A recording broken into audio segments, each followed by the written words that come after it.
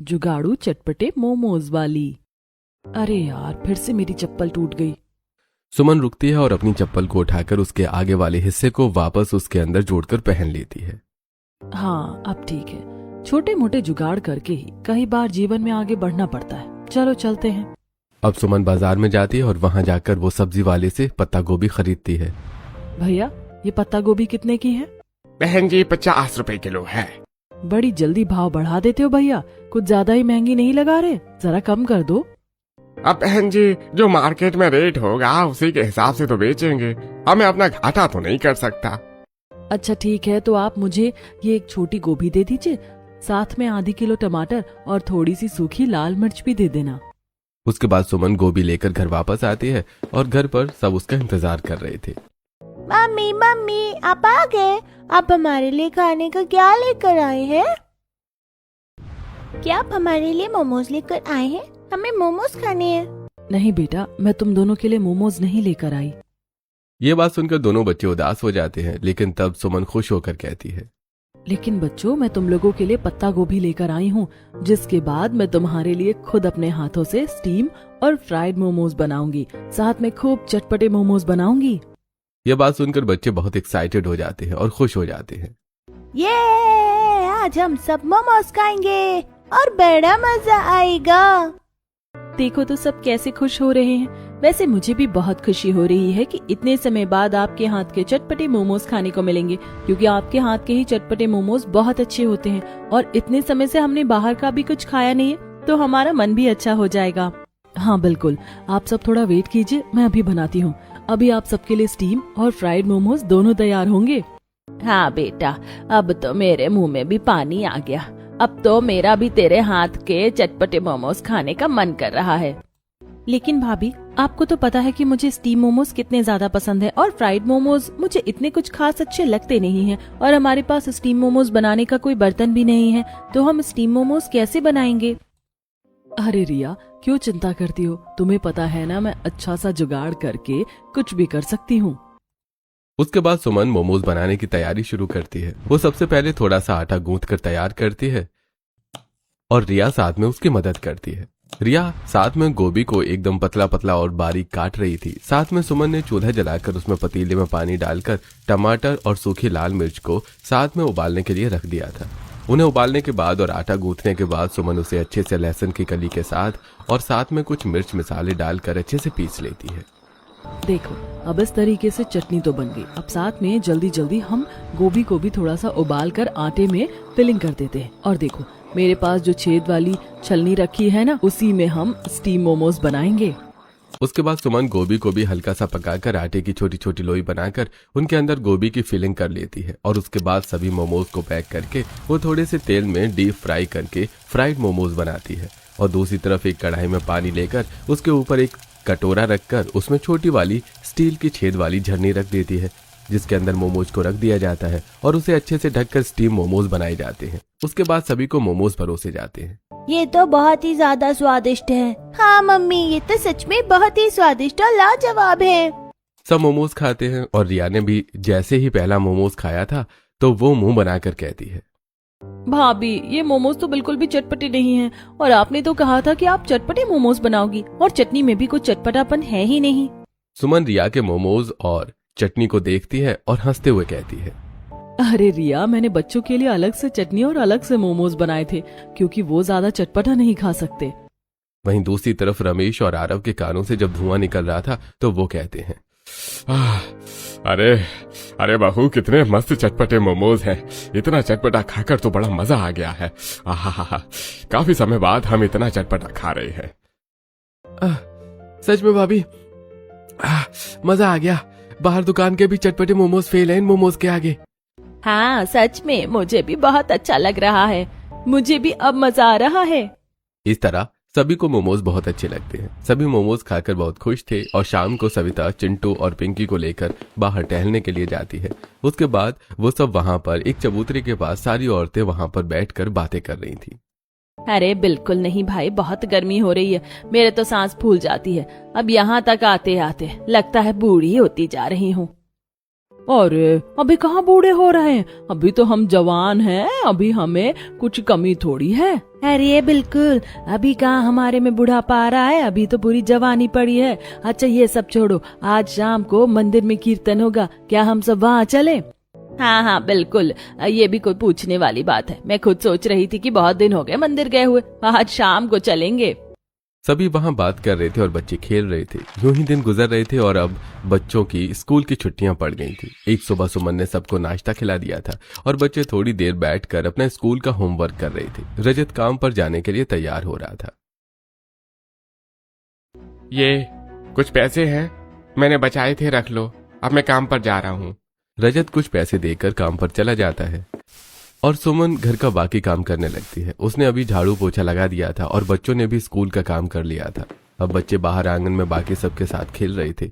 सुमन 2 minute काम करके बस आराम करने के लिए बैठी थी कि तभी पिंकी रोते हुए अंदर आती है। मम्मी मम्मी जल्दी चलो, चिंटू को पता नहीं क्या हो गया, वो उठ नहीं रहा। क्या हुआ बेटा, ऐसा क्यों बोल रही है? जल्दी चलो, हमें बताओ चिंटू कहाँ पर है। सब जल्दी से दौड़कर बाहर आंगन में आते हैं और देखते हैं कि चिंटू बेहोश था। रिया जल्दी से पानी लेकर आती है और वो चिंटू के ऊपर डालकर उसे होश में लाने की कोशिश करती है। चिंटू जल्दी उठो, क्या हुआ? मेरे बच्चे को क्या हो गया, इसे होश क्यों नहीं आ रहा? तभी पड़ोसन शीला परेशान होकर कहती है, हमें जल्दी से चिंटू को अस्पताल में लेकर जाना चाहिए। सब लोग जल्दी से उसे उठाकर पास के सरकारी अस्पताल में लेकर जाते हैं। आरव और रजत भी वहां पर आ गए थे। वहां से एक नर्स बाहर आती है। नर्स, हमारे बेटे को क्या हुआ है? अरे अभी मुझे नहीं पता, अभी डॉक्टर नहीं आए। फिलहाल हमने बच्चे को जरूरी दवा दे दी है, वो होश में आ गया है। चिंटू होश में आ जाता है और सब उसे देखकर काफी परेशान थे क्योंकि वो होश में तो आ गया था लेकिन वो अपने पैरों को मूव नहीं कर पा रहा था। मम्मी मेरे पैरों में बहुत दर्द हो रहा है, मेरे पैर हिल नहीं रहे। ये बात सुनकर सभी घर वाले और ज्यादा परेशान हो जाते हैं। कोई बात नहीं बेटा, थोड़ी सी प्रॉब्लम है, जल्दी ही ठीक हो जाएगा, तुम्हें परेशान होने की जरूरत नहीं है। सब चिंटू को समझाने की कोशिश करते हैं और काफी देर तक वो सब डॉक्टर के आने का इंतजार करते हैं लेकिन डॉक्टर नहीं आते।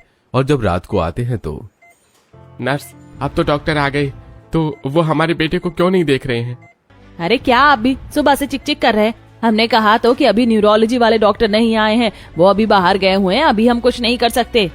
ऐसा कहकर नर्स वहां से चली जाती है और पूरा दिन कोई रिस्पॉन्स न मिलने पर सब चिंटू को वापस ले आते हैं। सरकारी अस्पतालों का तो यही हाल होता है, हमें तो समझ नहीं आ रहा हमारे बेटे के साथ अचानक से ऐसा कैसे हो गया। मुझे तो लगता है कि हमें कल प्राइवेट डॉक्टर के पास इसे लेकर जाना चाहिए। हालांकि इलाज महंगा होगा लेकिन कम से कम इलाज तो हो जाएगा। यहाँ पर तो हमें डॉक्टर ही नहीं मिल रहे हैं, कहीं ऐसा ना हो कि देरी होने की वजह से कोई बहुत बड़ी दिक्कत हो जाए। इस तरह सब प्राइवेट अस्पताल ले जाने का फैसला करते हैं। अगले दिन सुमन जितनी भी सेविंग्स की थी उसने वो सारे पैसे निकाल लेती है और आरव भी कुछ पैसे ले लेता है। अगले दिन सुबह सब जल्दी उठकर चिंटू को अस्पताल लेकर जाते हैं और वहां पर जब डॉक्टर से इलाज और टेस्ट करवाए जाते हैं तो देखिए, आपके बच्चे में कुछ न्यूट्रिशंस की कमी थी और इसी वजह से उसकी नसें कमजोर हैं और वही दब गई हैं। ज्यादा परेशानी वाली बात नहीं है, बस थोड़ा लंबा ट्रीटमेंट चलेगा और इसकी फिजियोथेरेपी और मसाज वगैरह होगी ताकि आगे जाकर कोई परेशानी ना हो। बाकी ये ठीक हो जाएगा। भगवान का लाख लाख शुक्र है कि सब ठीक हो जाएगा, वरना हम तो बहुत डर गए थे। हाँ, बस ये है कि ये ट्रीटमेंट काफी लंबा चलेगा, 1 साल का ट्रीटमेंट चल सकता है। इसके बाद इसकी फिजियोथेरेपी और बाकी सब चीजों में भी काफी खर्चा आएगा। हाँ, अगर भगवान ने चाहा तो शायद 8 महीने या उससे पहले भी सब ठीक हो सकता है, पर मैक्सिमम टाइम 1 साल तक लग सकता है। ठीक है डॉक्टर, आप जैसा कहेंगे हम वैसा करने के लिए तैयार हैं। घर वाले वापस घर आ जाते हैं और चिंटू को एक चारपाई पर लेटा दिया जाता है। तब पिंकी परेशान होकर अपनी मम्मी से पूछती है, मम्मी क्या चिंटू ठीक हो जाएगा? हाँ बेटा, चिंटू को अभी कुछ समय रेस्ट करना होगा लेकिन उसके बाद ये बिल्कुल ठीक हो जाएगा। अभी तुम चिंटू के पास जाकर बैठ जाओ, हम कुछ बात कर रहे हैं। पिंकी अंदर चिंटू के पास जाकर बैठ जाती है और बाकी सब परिवार के मेंबर इसी चीज के बारे में डिस्कस करते हैं। मेरे पास अच्छा है कि कुछ सेविंग्स थी, वरना तो हमें बहुत परेशानी हो जाती। लेकिन हर रोज का खर्चा बहुत ज्यादा है, पता नहीं सब कैसे होगा। कहीं ना कहीं तो पैसे उधार लेने होंगे। लगता है भैया हमें मेहनत करनी होगी और डबल शिफ्ट करके ही कुछ करना होगा। हो सके तो मैं भी कहीं पर काम ढूंढ लूंगी, क्योंकि अगर हम सब मिलकर काम करेंगे तो ही कुछ हो पाएगा। भले ही मैं बूढ़ा हो गया हूँ, लेकिन अभी भी इन बूढ़ी हड्डियों में ताकत है। मैं भी कहीं ना कहीं हो सके तो काम कर लूंगा। पूरे परिवार का इतना सपोर्ट देखकर तो सुमन की आंखों में आंसू आ जाते हैं और सुमन नम आंखों से कहती है, कोई बात नहीं, अगर ऐसा है तो मैं भी कहीं ना कहीं पर काम करके देखूंगी। और पापा जी, आपको परेशान होने की जरूरत नहीं है। इतनी गर्मी है और आपकी तबीयत भी ठीक नहीं है, तो आप रहने दीजिए। अरे बेटा, इस मुश्किल की घड़ी में मैं तुम सबको अकेला कैसे छोड़ सकता हूँ? आप हमें मुश्किल की घड़ी में अकेला कहाँ छोड़ रहे हैं? आप बस बच्चों का ध्यान रखना और आप हम सबकी हिम्मत है। आज पूरा परिवार परेशान था और आज सुमन ने खाने में सबके लिए सिर्फ दाल चावल बनाया था। वो भी बहुत ज्यादा परेशान थी और खाना बनाते हुए सबकी आंखों से आंसू तरबतर होकर बह रहे थे। हे भगवान, बस मेरा बच्चा फिर से ठीक हो जाए। सभी को बहुत चिंता हो रही थी, लेकिन अगले दिन से अस्पताल में चिंटू का ट्रीटमेंट शुरू करवाया जाता है। इस तरह समय गुजर रहा था। सुमन हर रोज मंदिर जाकर प्रार्थना करती थी। वो मंदिर में जाकर पूजा करती है और उसके बाद दोनों हाथ जोड़कर भगवान से प्रार्थना करती है। हे भगवान, अब चिंटू का इलाज चल रहा है, बस मेरा बेटा ठीक हो जाए, मुझे और कुछ नहीं चाहिए। ऐसी मुश्किल की घड़ी में हमें सामर्थ्य देने की कृपा करें और ऐसे ही अपनी कृपा बनाए रखें। प्रार्थना करने के बाद सुमन मंदिर से घर वापस जा रही थी और उसे रास्ते में नेहा मिलती है। अरे नेहा, जरा सुनो, तुमने क्या मेरे लिए काम की बात की? मुझे काम की बहुत जरूरत है। अरे हाँ, मैंने बात की थी, लेकिन अभी कहीं पर बात नहीं बन रही। अगर कहीं बात बनेगी तो मैं तुम्हें बता दूंगी। अभी किसी को भी काम वाली की जरूरत नहीं है। अच्छा ठीक है, अगर कहीं काम हो तो मुझे बता देना। उसके बाद सुमन घर वापस आ जाती है। रजत वहाँ पर बड़ा परेशान होकर बैठा था। क्या बात है, आप इतने परेशान क्यों हैं? हमारी सेविंग्स बिल्कुल खत्म होने वाली हैं और मैंने कर्ज पर पैसे लेने के लिए बोला है, लेकिन हर कोई 2% ब्याज पर पैसे देने को कह रहा है। अभी हमें कुछ पैसों की जरूरत है। हम इतना ब्याज कहाँ से दे पाएंगे? समझ नहीं आ रहा क्या करूं। कोई बात नहीं, कहीं ना कहीं से रास्ता जरूर निकलेगा। मैं अभी कहीं ना कहीं काम करने के बारे में सोच ही रही हूँ। इस तरह यूं ही दिन गुजर रहे थे और एक दिन सुमन चिंटू को चारपाई पर बैठाकर दलिया खिला रही थी और चिंटू बहुत उदास था। क्या बात है बेटा? मम्मी, अब क्या मैं कभी चल नहीं पाऊंगा? मैं इतने दिनों से चारपाई पर लेटा हूँ और मेरे पैर काम नहीं कर रहे हैं। नहीं बेटा, तुम जल्दी ही ठीक हो जाओगे। तुम्हारा इलाज चल रहा है ना? डॉक्टर ने कहा है कि बस तुम्हें कुछ दिन आराम करने की जरूरत है, उसके बाद तुम फिर से पहले की तरह भागने दौड़ने लगोगे। इस तरह अब सुमन बहुत ज्यादा परेशान रहती थी और उसे कहीं पर काम भी नहीं मिल रहा था। एक शाम जब रिया और सुमन बाजार जा रहे थे। अरे भाभी, हम केमिस्ट की दुकान से चिंटू के लिए मसाज वाली क्रीम तो लेना ही भूल गए। अब वापस जाना होगा। दोनों वापस जाते हैं और केमिस्ट दुकान पर जाकर, भैया वो मालिश वाली क्रीम रह गई थी, वो भी दे दीजिए। लीजिए, ये 300 रुपए की है। उसके बाद पैसे देकर रिया और सुमन वापस बाजार से होते हुए घर की तरफ जा रहे थे। बहुत महंगी दवाई आ रही है और हमें कहीं काम भी नहीं मिल रहा। दोनों भैया भी पैसों का इंतजाम करने के लिए बहुत ज्यादा परेशान हैं। काश हमारे पास भी पैसे होते तो हम कुछ कर पाते। ये सब सोचते हुए सुमन की नजर एक मोमोज वाली और एक गोलगप्पे वाले ठेले पर जाती है, जहाँ पर बहुत ज्यादा भीड़ लगी हुई थी और ग्राहक सब मजे से खा रहे थे। मेरे पास एक आइडिया है, अगर हमें काम नहीं मिल रहा तो क्या हुआ, हम खुद का काम कर सकते हैं। सुमन घर वापस आती है और अपने इस आइडिया के बारे में वो रिया और सविता को बताती है। आप सही कह रही हो भाभी, देखा जाए तो आजकल खाने के बिजनेस में बहुत पैसे हैं और इस समय हमें पैसों की सख्त जरूरत है। हाँ, देखा जाए तो इसमें पैसे तो बहुत है, लेकिन बेटा किसी भी बिजनेस को चलाने के लिए हमें उसके अंदर पहले पूंजी तो लगानी ही होती है और हमारे पास तो पहले से ही पैसे नहीं है। कोई बात नहीं मम्मी जी, पैसे लगाने होते हैं, लेकिन मैं बहुत कम पैसों में जुगाड़ करके ही मोमोज बनाकर बेचूंगी, क्योंकि मैं किसी के यहाँ काम भी करूंगी तो वो भी वही 5-6 हजार का ही काम होगा और दवाई ही इतनी महंगी आ रही है। जिस तरह मैं घर पर मोमोज बनाती हूँ ऐसे बनाऊंगी, बस मुझे एक ठेला चाहिए। शाम को जब रजत घर वापस आता है तब सुमन इस बारे में रजत से बात करती है। तुम ठेले की चिंता मत करो, ठेला तो मैं इंतजाम करवा दूंगा। मेरा एक दोस्त है, वो मुझे मना नहीं करेगा, कुछ समय के लिए ठेला दे देगा। उसके बाद रजत अपने एक दोस्त के पास जाता है और उससे इस बारे में बात करता है। भाई समझ ले, इस समय बहुत जरूरत है, तू मुझे थोड़े टाइम के लिए ठेला दे दे, मैं थोड़े समय बाद तुझे पैसे दे दूंगा। अरे अगर पैसे नहीं मिलेंगे तो भी कोई परेशानी नहीं है, वैसे भी एक समय पर तूने मेरी बहुत मदद की थी। लेकिन अभी तूने पैसे देकर भी मेरी मदद की है, तो इसके पैसे तो मैं तुझे जरूर दूंगा। अरे तुझे ना तो मेरे पैसे लौटाने की जल्दी है और ना ही ठेले के पैसे देने की कोई जल्दी है, जब होंगे तब दे देना, अभी तो अपनी मर्जी से ठेला पसंद करके चला जा। मुझे लकड़ी के ठेले के ऊपर एक लोहे की परत भी चाहिए। मेरी पत्नी को ऐसा ठेला चाहिए। क्या ऐसा ठेला मिल जाएगा? हाँ हाँ मेरे दोस्त, बिल्कुल मिल जाएगा। मरम्मत करवा के तुम्हारे पास शाम तक भिजवा दूंगा। उसके बाद रजत वहां से चला जाता है। पवन अपने एक कारीगर को लकड़ी के ठेले के ऊपर लोहे की परत लगाने के लिए कह देता है। ठेला तैयार होने के बाद शाम को उनके घर पहुंच जाता है। मुझे एक बात समझ नहीं आई बहू, कि इस पर लोहे की परत क्यों है? क्योंकि पापा जी, गैस सिलेंडर तो बहुत महंगा मिल रहा है और हमारे पास इतने पैसे भी नहीं हैं। मैं इसके ऊपर ईंट का चूल्हा लगाकर और अपनी स्टील वाली छेद वाली झलनी से जुगाड़ करके ही मोमोज बेचना शुरू करूंगी, क्योंकि जुगाड़ के अलावा हमारे पास पैसे लगाने के लिए नहीं है। इस तरह सुमन सारी तैयारी करती है। वो अपने ठेले पर की टेम्परेरी जुगाड़ से चूल्हा बना लेती है। शाम को सुमन बाजार से गोभी, सोयाबीन, टमाटर, लाल मिर्च और बाकी जरूरत का सामान लेकर आ गई थी। अगले दिन सुबह सुमन काम पर निकल जाती है। चलो मैं भी तुम्हारे साथ चलती हूँ। मम्मी जी, बाहर बहुत गर्मी है, आप घर पर आराम कीजिए। मुझे तो एक जगह काम मिला है भाभी, इसीलिए मैं आपके साथ नहीं जा सकती। अगर हम अलग काम करेंगे तो हमें फायदा होगा। वो जुगाड़ से ही अपने चटपटे मोमोज बना रही थी। उसने जुगाड़ से चूल्हा बनाया था और जुगाड़ से लकड़ी के ऊपर लोहे की टीन फिक्स करवाई थी, ताकि आराम से लोहे पर उसका काम हो सके और वो आग न पकड़े। साथ में वो जुगाड़ करके ही स्टीम मोमोज बना रही थी। उसने प्राइस बहुत कम रखा था। जहां 20 के 4 मोमोज मिल रहे थे तो वो शुरुआत में 10 रुपए के 3 मोमोज दे रही थी। 10 के 3 मोमोज, 10 के 3 मोमोज, चटपटे मोमोज, सोयाबीन और वेज मोमोज, सिर्फ 10 के 3 चटपटे मोमोज।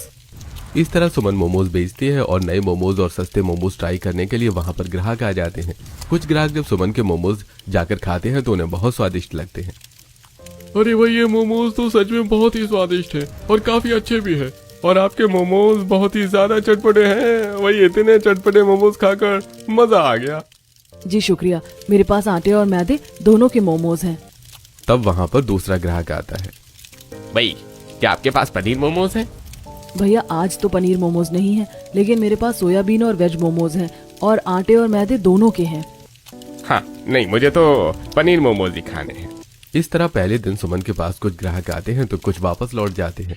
अगले दिन सुमन ठेला लेकर फिर से बाजार में चल जाती है, लेकिन अचानक से बारिश होने लगती है।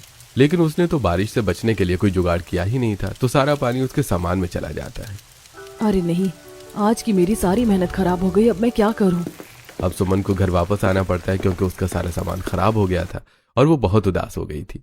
कोई बात नहीं बेटा, इस तरह निराश होने की जरूरत नहीं है। बिजनेस में तो थोड़ा बहुत घाटा होता ही है। हाँ, अभी तो ये शुरुआत है।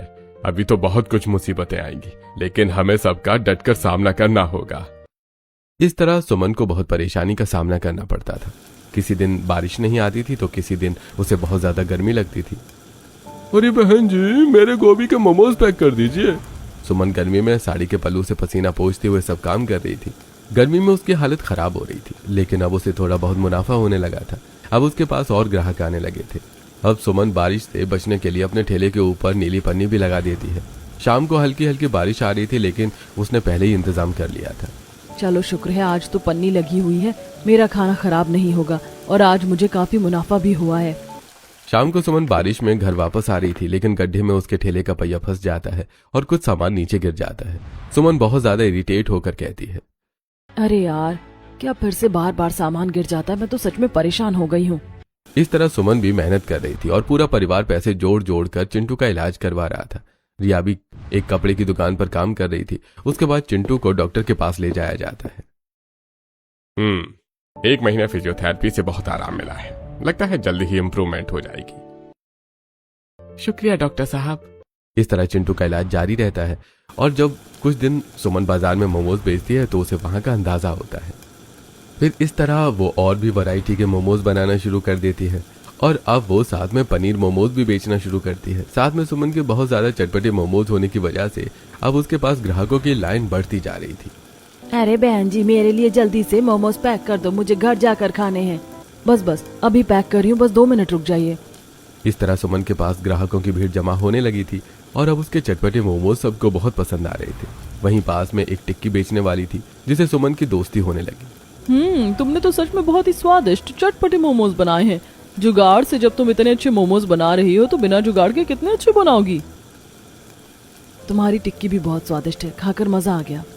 दोनों रेस्ट करते हुए खाना खाकर बातें करती हैं। सुमन शाम को काम करके घर वापस आती है तो चिंटू उदास होकर खिड़की पर बाहर बच्चों को खेलते हुए देख रहा था। उसे उदास देखकर सुमन कहती है, देखो बेटा, मैं तुम्हारे लिए मैंगो लेकर आई हूँ, चलो साथ में खाएंगे और उसके बाद एक्सरसाइज करेंगे, ठीक है? ठीक है मम्मी।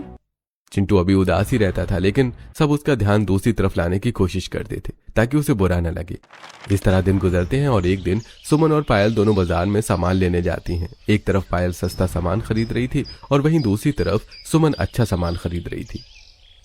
अरे तुम तो वैसा ही महंगा सामान खरीद रही हो जैसा हम घर का इस्तेमाल करते हैं। हाँ, और तुम इतना सस्ता सामान क्यों खरीद रही हो? अरे तो हमें क्या करना है? हमें कौन सा घर के लिए इस्तेमाल करना है? हमें तो ग्राहकों के लिए इस्तेमाल करना है। अब अगर इतना महंगा सामान खरीदेंगे तो बचाएंगे क्या? तुम भी यही सस्ता डालडा और रिफाइंड तेल यूज कर लो, किसी को कुछ पता नहीं चलेगा। हाँ, लेकिन फिर भी इससे स्वास्थ्य तो खराब होता ही है। अभी तो सुमन पायल की बात नहीं मानती। सुमन ने जुगाड़ से मोमोज बेचना शुरू किया, साथ में वो अच्छा सामान इस्तेमाल करती थी और हालांकि अब उसे थोड़ा बहुत मुनाफा भी हो रहा था और वो घर आकर पैसे रजत को देती है। आज तो मुझे पूरे 4000 का मुनाफा हुआ है। कुछ लोगों ने बड़ा ऑर्डर दे दिया था जिसकी वजह से इतना मुनाफा हो गया।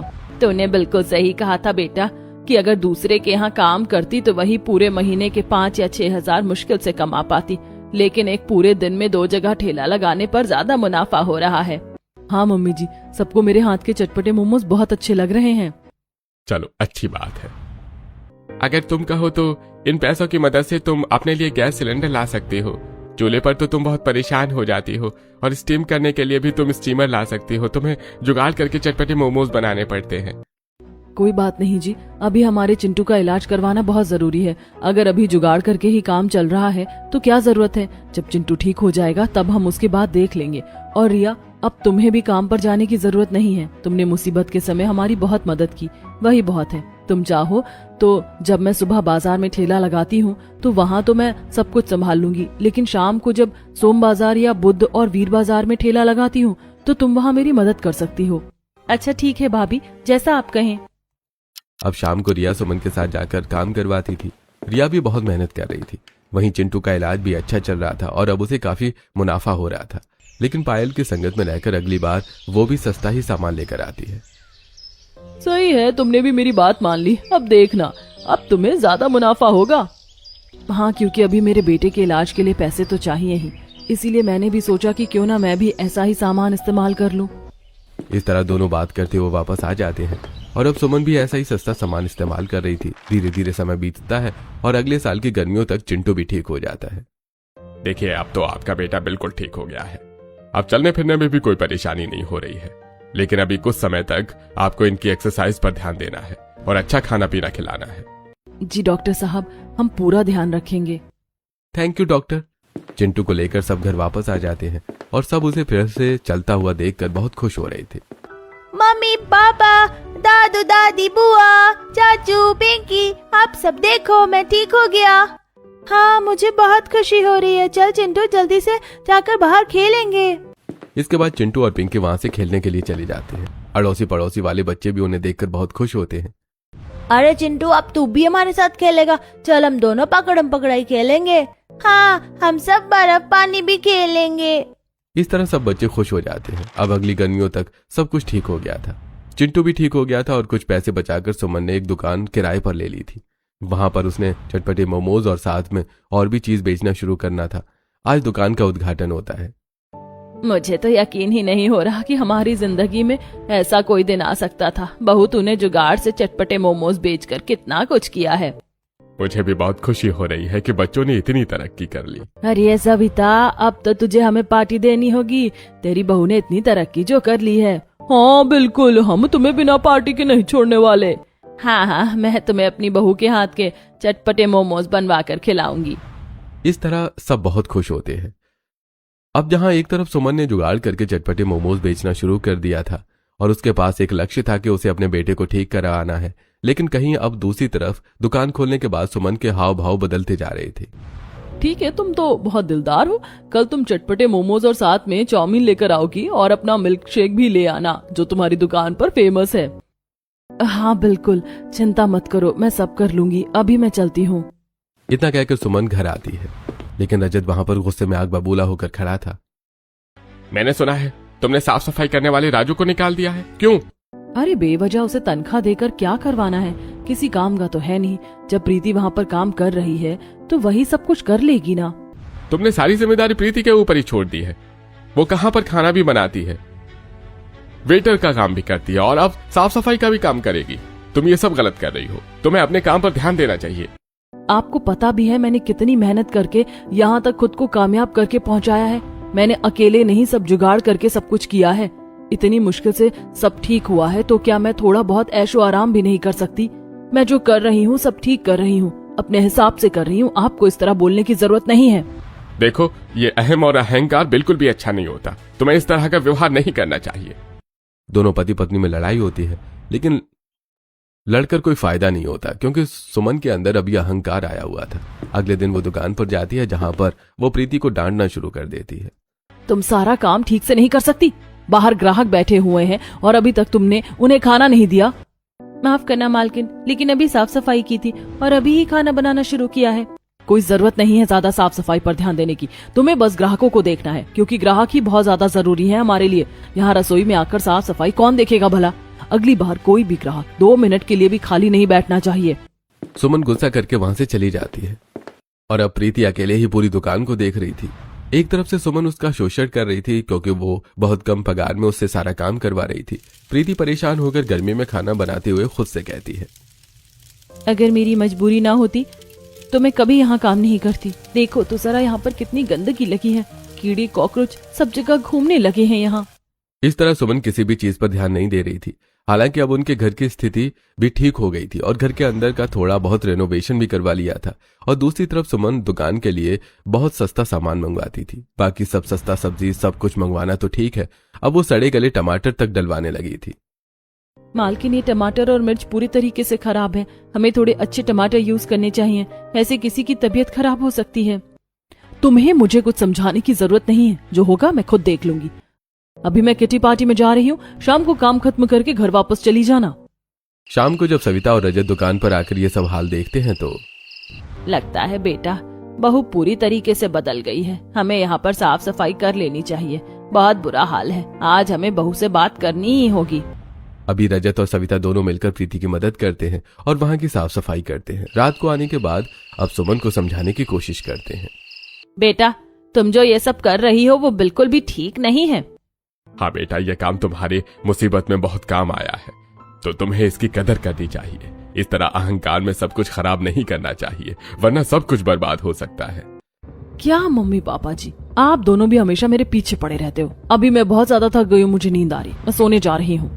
इस तरह सुमन किसी की बात नहीं मानती और हालात इतने खराब हो रहे थे कि वहां पर आ रहे ग्राहकों की तबीयत भी ठीक नहीं थी और एक ग्राहक के खाने में कॉकरोच निकलता है जो सुमन की कंप्लेन कर देता है। जिसके बाद वहां पर अचानक से इंस्पेक्शन वाले आते हैं और वहां का हाल देखकर उन्हें बड़ा अजीब लगता है। यहाँ का हाल बहुत बुरा है, हम आपकी दुकान को सेल करते हैं और आपको बहुत बड़ा फाइन देना पड़ेगा। इस तरह सुमन की दुकान एक ही दिन में बंद हो जाती है और सुमन को बहुत बड़ा झटका लगता है। और जब वो वहां से जा रही थी तो उसकी रेगुलर ग्राहक वहां उससे मिलती है। तेरी वजह से मेरा बेटा बीमार पड़ गया, अच्छा हुआ तेरी दुकान बंद हो गई। एक माँ का दर्द तू नहीं समझ सकती। सुमन को बहुत खरी खोटी सुनाई पड़ती है और इस हादसे के बाद उसे चिंटू के पुराने बीते हुए पलों की याद आ जाती है। बेटा, हमने तो पहले ही कहा था, लेकिन कोई बात नहीं, जो हो गया तो हो गया, अब सब कुछ भूल जाओ। अगर तुम पहले ही हमारी बात मान लेती तो ऐसा नहीं होता। मैंने पहले ही कहा था कि इतना अहंकार नहीं करना चाहिए। अब सुमन को बहुत बुरा लग रहा था और वो कई दिन तक उदास होती है, लेकिन उसने कुछ सोचा। अब वो फिर से ठेला लगाना शुरू करती है। जब वो ठेला लेकर जा रही थी तो बेटा, पहले ही इतना कुछ हो गया है, अब तुम्हें दोबारा काम करने की जरूरत नहीं है। मम्मी जी आप चिंता मत कीजिए, इस बार पहले जैसा कुछ भी नहीं होगा। मैं इस बार पहले वाली गलती बिल्कुल नहीं करने वाली। ऐसा ना हो भाभी तो ही ठीक होगा। लेकिन इस बार सुमन फिर से सब अच्छा सामान इस्तेमाल करती है और इस बार वो सिर्फ पैसे कमाने के लिए नहीं बल्कि लोगों तक अच्छा खाना पहुंचाने के लिए ऐसा करती है और ताकि वो दूसरों की मदद भी कर सके, इसलिए वो इस बार अच्छा सामान इस्तेमाल करती है।